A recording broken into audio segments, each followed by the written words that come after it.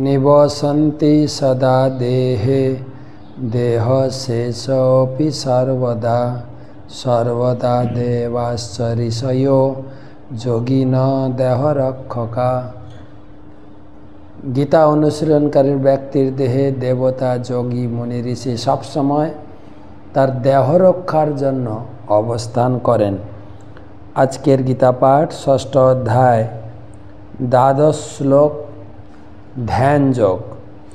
তত্রৈকাগ্রং মনঃ কৃত্বা যত চিত্তেন্দ্রিয় ক্রিয় উপবিশ্যাসনে যুঞ্জাত যোগমাত্মা বিশুদ্ধয়ে।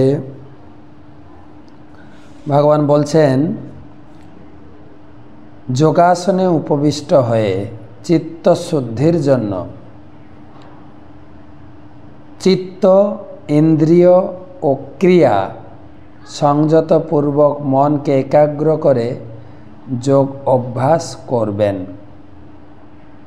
তো ১০ নম্বর শ্লোক থেকে আলোচনা শুরু হয়েছে যে আমরা অষ্টাঙ্গ যোগ তার মাধ্যমে কিভাবে আমাদের মনকে সংযত, মনকে বশীভূত করতে পারি। তো ১০ নম্বর শ্লোকে বলা হয়েছিল যে নির্জন স্থানে একাকী, ১১ নম্বর শ্লোকে যে পবিত্র হয়ে আসনে বসতে হবে। আসনটা বেশি নিচু হবে না, বেশি উপর হবে না। আজকে বলা যাচ্ছে আসনে সোজা হয়ে বসে চিত্ত, ইন্দ্রিয় এবং ক্রিয়াকে সংযত করতে হবে। এক সিদ্ধান্তে স্থাপন করতে হবে। আমাদের হয় কি, মুখে এক কথা বলছি, মনে আর এক রকম ভাবছি। ভগবান বলছেন ওই করলে হবে না। ক্রিয়া যা করছি, হৃদয় এবং মন, ইন্দ্রিয় সব এক করতে হবে। মনকে ত্রাণ করার জন্য আমরা বলেছি মন্ত্র জপ করতে হবে।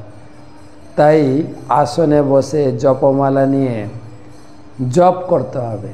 হরে কৃষ্ণ কৃষ্ণ কৃষ্ণ হরে হরে, হরে রাম রাম রাম হরে হরে। মন, চিন্তা আর ইন্দ্রিয় আমি হাতে সেই জপ করছি, সেই জন্য এক করতে হবে। তাহলে ধীরে ধীরে আমি অত্যন্ত চিত্তে আনন্দ লাভ করব, অত্যন্ত শান্তি লাভ করব। কার্যকলাপ মন এবং হৃদয় এক করতে হবে।